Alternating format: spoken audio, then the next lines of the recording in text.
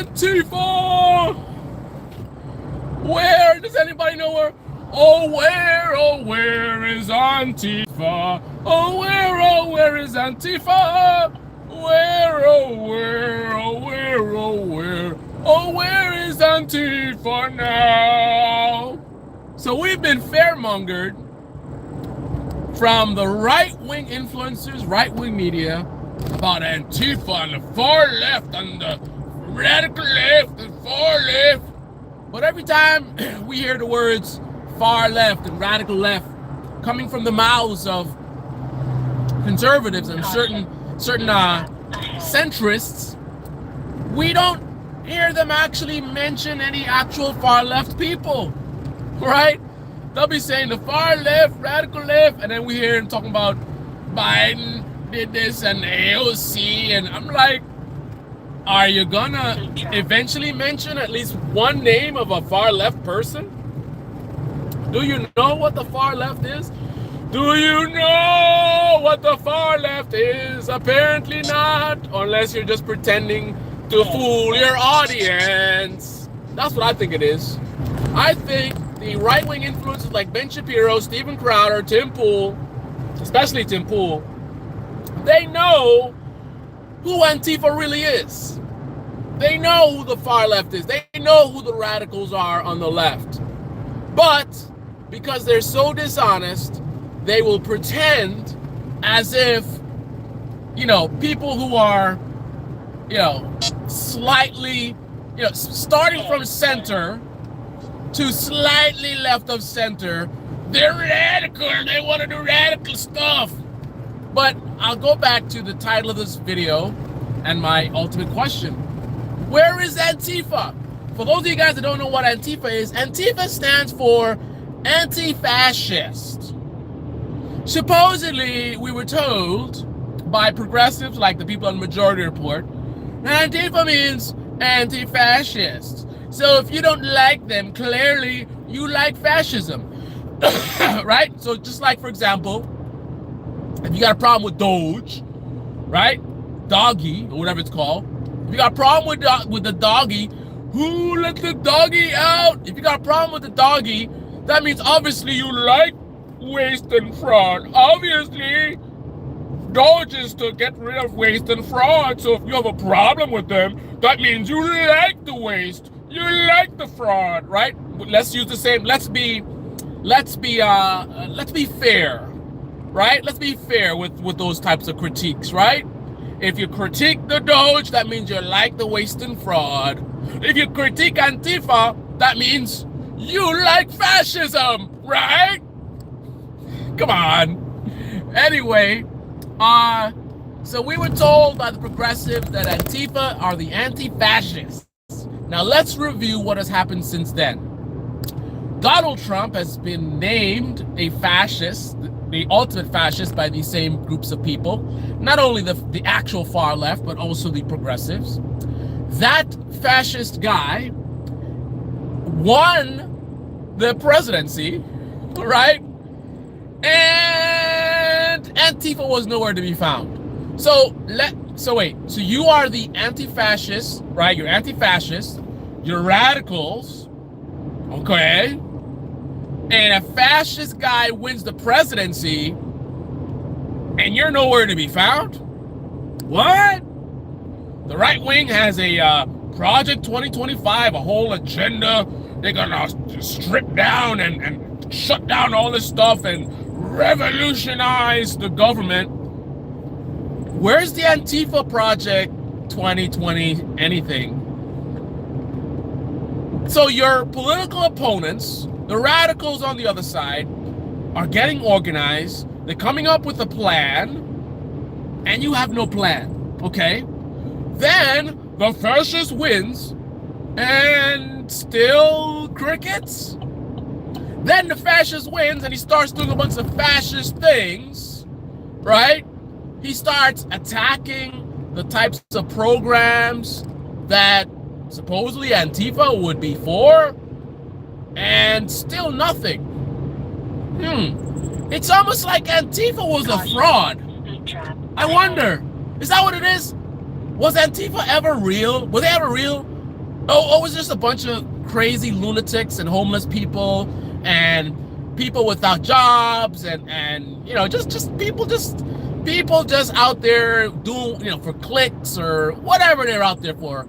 Could it be that that's what Antifa was always about?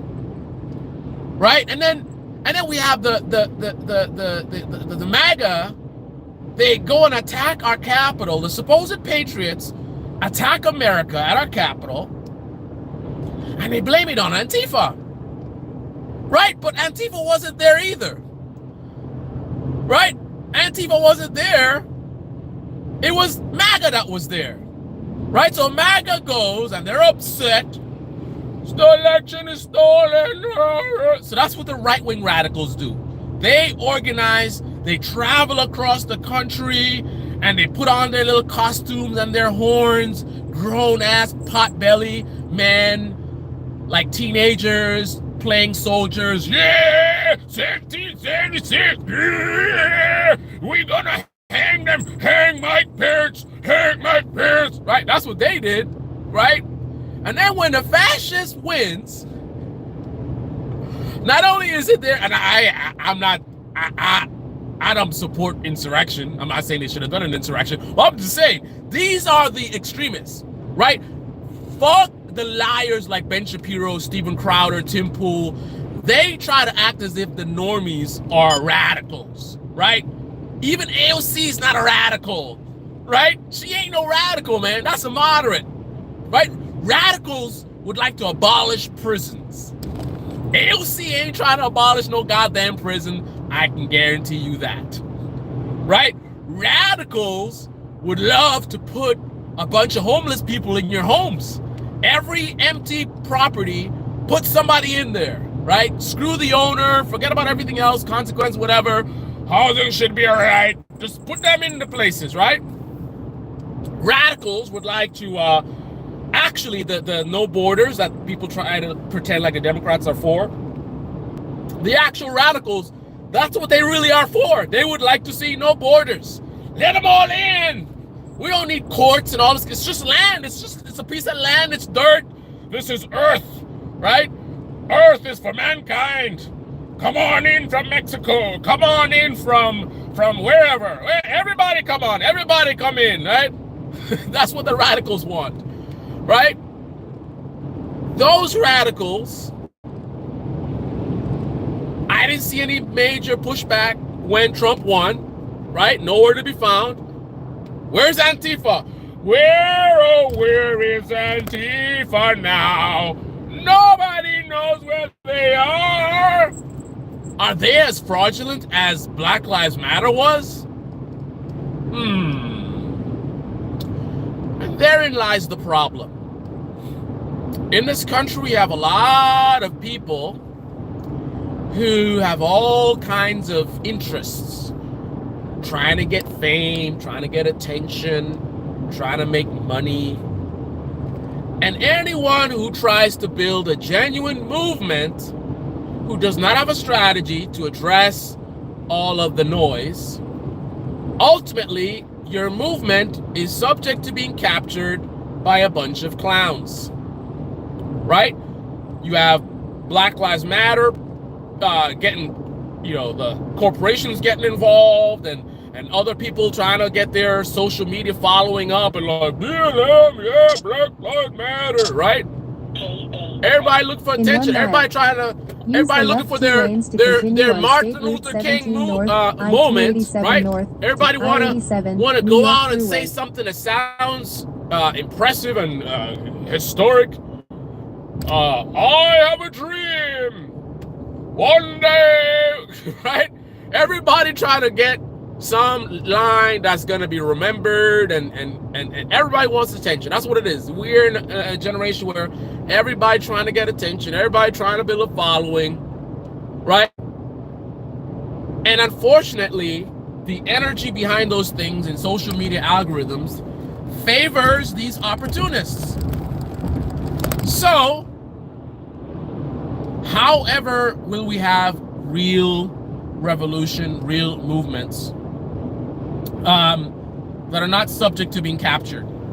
And it's not just a left-wing thing. I look at that guy, the Richmond for Richmond. Continue on State Route 17 North, I-287 North, I-87, I'm New out York here Freeway. with my dog, and I just got my dog, and this and that, and the Richmond, In 3/4 of a mile. Richmond. What happens to that Stay guy? to the left That to guy I-87, New ends York up Freeway North, New York speaking 17 at North, a Port Albany. that guy ends up speaking at an event sponsored by a bunch of the Richmond from Richmond. So this guy, so that's what happened. This guy had a potential to be a grassroots leader or to spawn some kind of a movement, you know, from the people fighting back against the Richmond from Richmond. But what happens? Like all movements, not all literally, but like many movements today in this country, it gets captured. We got parasites in this country that are just sitting around waiting to just latch on to any kind of grassroots movement. And they saw this guy, they saw how compelling he was. I know a lot of left-wing folks, they don't see it. They're too partisan to recognize the authenticity from this guy and the value from this guy. He just said one wrong thing. He got something wrong about something with, I don't know what, housing or whatever it goes against, and it's like, oh, he's just a right winger, and look what he said, and blah, blah, blah, blah, right? But the parasites, the multi-millionaire parasites, they're a little bit more clever than a lot of these, you know, progressives or whatever, at least in this way, clever enough to recognize the value of this guy. So I'm pretty sure, I'm not behind the scenes, but I'm pretty sure they reached out to this guy. They're like, okay, let's pander to this guy and act like we're on his side, right? Let's give him a platform and make him think that we're on his side, and then we'll use him as an avatar so we can manipulate more poor people. Because, you know, we can only manipulate so many poor people being, you know, multi-billionaires and billionaires, right? So we need avatars, a guy like this, a real, you know, guy in the woods with his dog and his big red beard, and he's singing these songs and he's got so much passion. He's the type of person that can appeal to the poor and the low middle class, right? So let's get our tentacles all around him, right? Have him speak at our event, and let's prop him up, and how can we help you? How can we help you, man? We want to help you get those rich men from Richmond, but they're the rich men from Richmond, right?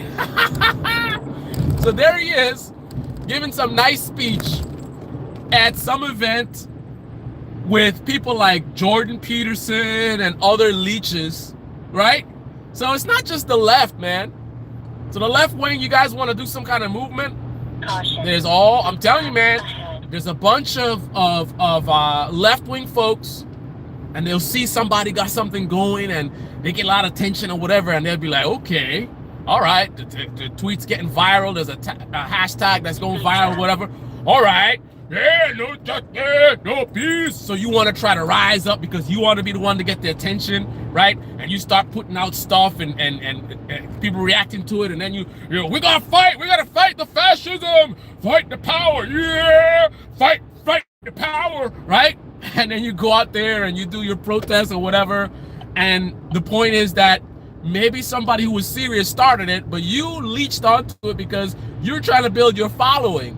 But because of that, you're not really, your eyes are not on the prize, right? So you lead all these people astray, people investing money, supporting your movement, coming out to your protest, getting engaged in whatever, feel like they're a part of something, and they don't even realize they're being led astray by some opportunist on the left, just like on the right, what they do, right? Taking advantage of others for your own self-interest.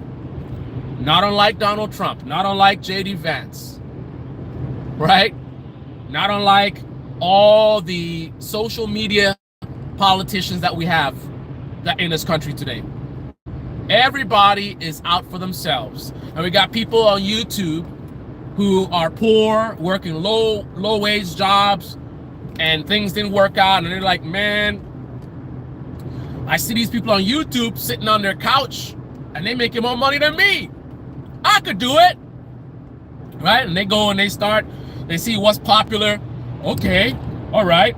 Anti-fascism, that's the thing right now. Okay, Black Lives Matter. Okay, so they go buy their Black Lives Matter flag, and every morning they get on Twitter and they see what's trending, and then they go and make a video. Yeah, and the Gaza, yeah, and the genocide, yeah, the genocide, and yeah, and the APAC, this and that, right? And while they're talking, they're looking on the side to see what's trending on Twitter. Oh yeah, and that other thing, right? And then this person is able to rise themselves out of poverty, right, and start making some money. But that's the point of what they're doing. So they're not really serious about any kind of movement. So they lead their audience astray, right? Because they just focus on what gets clicks. So you have poor people sitting there listening to somebody who was formerly poor, who now found their scheme, which is to, I'm gonna do independent media, and this is independent media, and the mainstream media this, and the mainstream media that, and you see the corporate media this, and the corporate media that, and we're real media, we're independent, and because I'm independent, that means there's no way I could be a liar and a fraud and an opportunist or ignorant or not even, you know, the ideology that I'm pretending to have. No way. Just because I'm independent, that means you can trust me. Look at me. I reply to comments, maybe not. I'm talking to you. I'm saying the right stuff. I'm with you, man. Meanwhile, they secure their health care. They secure their housing, right? By pandering to you, following the mainstream media business model, right? Following the mainstream media business model while pretending to be a better alternative. You know, unlike the mainstream media, we're covering this stuff that they're not. But wait a minute, mainstream media is covering stuff that you're not. So aren't you doing the same thing that they're doing? You're picking and choosing what you focus on and what you ignore, just like they're doing. So all you're doing is contrasting yourself by looking at stuff they don't cover and then you cover it, and then making it look like, well, I'm better than them. But it's like, wait a minute. But what about the stuff that you're not covering that they're covering? Right? If you're not covering everything, just like they're not covering everything, what makes you better? Right? And why would you be better? You're a human being just like them. Right? You have self-interest just like them. Why would you not be greedy like them? Why would you not be focused on views? How many views can I get just like them? Because you're independent, that means you have character, you have integrity, that you're doing this as like a goodwill. Come on, guys. So back again to the title of the video. Where is Antifa? Where is Antifa? Does anyone know where Antifa is? Because apparently we have a fascist as the president, and he's doing all kinds of fascist stuff, and I don't see any Antifa anywhere.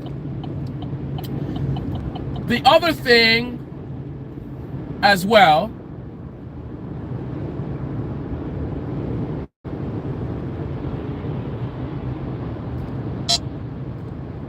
we not trying to get pulled over today. Well, that's transportation. What was I gonna say? So Antifa. Oh, here is the catch. At some point in time, Antifa will be resurrected, or maybe a new movement. But here's the problem. This is Donald Trump's first term, not his second term. What people call the first term, Donald Trump really wasn't Donald Trump, right? He was constrained, he was restricted. So this is actually Donald Trump. We're seeing what he wanted to do doing. So when you look at Donald Trump's response to protests, that was not Donald Trump's response to protests. But when the far left finally decides to show their heads and hit the streets, and the real chaos starts, they are going to see what a Donald Trump presidency looks like when you push back like that. It's going to be very bad, to say the obvious. Military? Is he going to bring out the military to crush the protests? Are they going to rewrite laws and add a bunch of things to terrorism statutes to where, you know, people who are just protesting and, you know, not doing anything too radical somehow end up with terrorism charges? With all the data that Elon Musk has been collecting, are they going to find that bank accounts end up empty all of a sudden, or maybe Congress puts some new law where they can, I forgot what it is, where every time you get a paycheck, they get money out of your paycheck or something. I mean, there's so many things that can be done. But I mean, this is Donald Trump unchained. This is the real Donald Trump presidency. So I think it's going to be a very bad situation for whenever the radical left comes out. And maybe that's why they haven't been out. Maybe they recognize, such as I do, what would happen if they do. Right? Because what we're seeing is the no-holds-barred Trump feels he's above the law, and I believe he probably is. So, I mean, the last time he was talking about shooting people in the foot and all this kind of stuff, that might actually be done. Protesters, they might find, you know, somebody let loose on them. And I'm not talking about a lone wolf. I'm talking about law enforcement, whether it's military or otherwise, opening fire on a crowd of protesters. Maybe they might bring out the hoses again. Let's go back to the hose days, and they start hosing them down, especially if the protests are happening in certain towns where the skin looks a certain way. Not a good look, but who cares, right? And when I say who cares in terms of who's in power, is Trump's base gonna be like, you can't hose down those people? Are they gonna be like, this is too far? Or are they gonna sit by and watch it happen and be like, yeah, they deserve it. Look at what they're doing, they're blocking traffic. So, maybe for the sake of Antifa, it's good that they are in hiding. And I'm not saying they're not doing nothing, so don't go comment and tell me that there was a protest somewhere Antifa did or whatever. Largely, they are non-existent. And especially after Trump won. So to me, that gives them just as much legitimacy as Black Lives Matter, right? And as the next fraudulent radical left movement, or right, that's going to be started by a member of the influencer class who is going to be out there trying to make money, trying to get attention, trying to grow their following. They're going to have the same level of legitimacy. Right now, and this is a prime time to strike. A lot of people are frustrated. They feel the Democrats aren't really doing much. So I guarantee you, somebody out there sees the dollar signs, man. If I can make enough noise and say the right words and say, screw these Democrats, we got to rise up, right? And they go and they get a bunch of people out there, and they get on there and say, I have a dream that one day in this country, conservatives will be standing side by side with the liberals and the progressives. I have a dream that wait a minute, did they already do that? They did it in inauguration. Oh my goodness. Oh, that's how bad it is. That's how bad it is. The most obvious grift has already been done. I think I'm clever right now predicting stuff. They already did it, but it's the right that did it.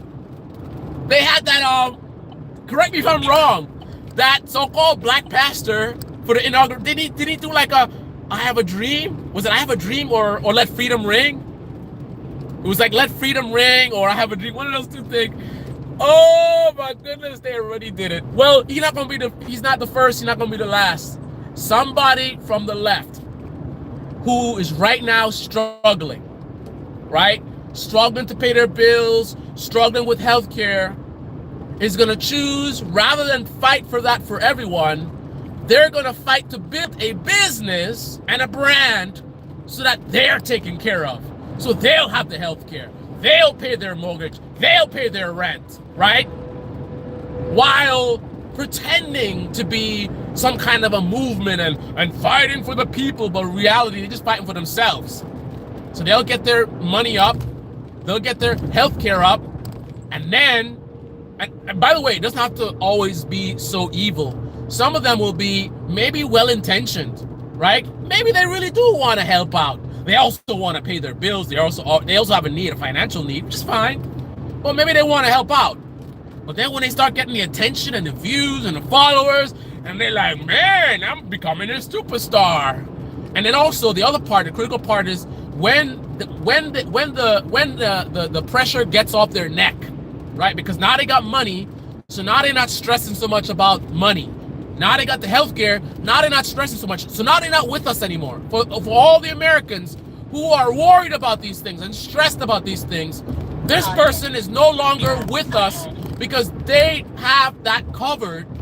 So now that's where they can get their eyes off the prize and focus on content creation over revolution, right? So keep that in mind. It's not just that people are just evil or whatever. Some good people, because what might motivate them in the beginning is that they understand they're struggling too. They're worried about their children too. But if they get a social media following where they get enough money, where this is no longer a concern, they don't have the same pressure anymore. They are not under the gun like you, where it's kind of like they see what's happening and they're like, man, we gotta do stuff, and they take it seriously. So they do their homework, right? They keep researching and know what they're talking about. Be ready to make corrections and all this kind of stuff, and be better, and realize that maybe this strategy is not the best one because they're paying attention and they say, hey guys, we need to switch up, right? As opposed to just watching the trends, right? Whatever is getting them clicks and therefore money. Oh, this is what people like to hear. No justice, no peace. No justice, no peace. No justice, no peace. Al Sharpton, come on, Al Sharpton, let's go. Corner West, let's go. No justice, no peace. The American people, they need more. We need healthcare. We need equality. We don't want racism. We gotta put an end to it. We're not gonna stand for it. We want peace and freedom and equity, and we will not be quiet until we win. Woo!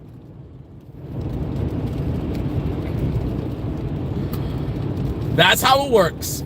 Anyway, this is the Bacon Channel. Bacon comment section below. Click on the like button, subscribe, smash that bell. Be well. Good to see you, Jessica. I always thought they were made up. Remember that point that I just made. Don't just be, because sometimes I may be guilty of that. Don't just be caught up in the negativity and everybody is evil. Realize that some of these people may have started off on the right track. Caution. For the love of money is the root of all evil. At some point in time, the money started coming in. And the power. And what do they say? Power and money corrupts.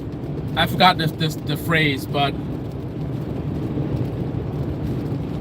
I think the list of people who can handle sudden wealth and power without getting seduced and losing track of things, their focus, I think it's a very small group of people. And rather than just look at this as a negative thing, learn from what I'm telling you, right? So don't just look at the negative and like, oh, it's hopeless. It's not hopeless. And part of why it's not hopeless is because if you can be more aware of how things work, then you'll know how to spot the frauds and maybe put a stop to it before they get too big. Because once they cross a certain threshold, good luck. They become like a cult of personality. They have a cult following. I mean, Trump is an extreme example of that, but there's different levels. And once they get to that level, good luck. You'll be the good one speaking the right stuff, and nobody's trying to listen to you because whoever it is has the ear of the people, and they can smear you and say, oh, you're this and you're that, and people will believe them. and they will shut down any opposition. If you allow these parasites to get too far ahead, I'm not saying it's a point of no return, but it becomes exponentially more difficult to put a stop to it, right? And part of that becomes some people listening to what I say will interpret it in a different way, right? They will have a movement that maybe they believe in, right? And then you have the saboteurs who are like molds for the Democratic Party or whatever, who are trying to sabotage the good movement, right? What's the difference between someone who recognizes the movement is a fraud versus someone who is a fraud themselves, who's trying to sabotage a good movement, right? There's two threats, right? There's two threats. There are the saboteurs who are working on behalf of the elites, and there are the good saboteurs. I don't know if saboteur is a good word to use, but they're the people who recognize that the movement is fraudulent and they're trying to expose it. The key thing is, can you tell the difference? Can you tell the difference between the good whistleblower versus the person who's trying to stop a good thing? Comment below. And I'm out. Thanks goodness I didn't cough the whole video.